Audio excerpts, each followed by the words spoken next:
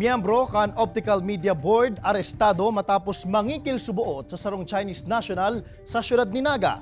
Uyaliwat si Charm Rahiles. Arestado ang sarong miyembro kan Optical Media Board sa isinagibong entrapment operation kan mga personahes kan National Bureau of Investigation o NBI sa sarong hotel sa Barangay San Francisco sa syudad ni Naga.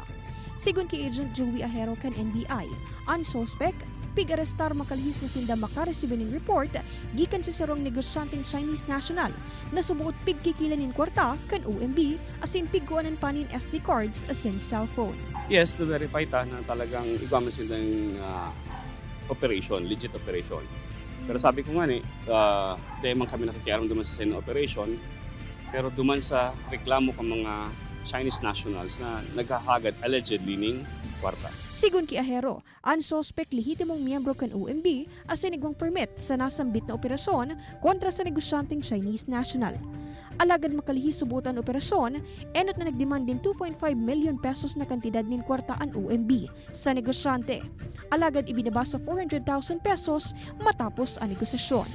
Huli digdi pigkasakan NBI ang entrapment operation. Matrayon pumang nadakop ang abogado ka nasambit na ahensya na iyong nagresibe nin kwarta gikan sa mga operatiba kan NBI. Ita pa man na-establish itong conspiracy ninda.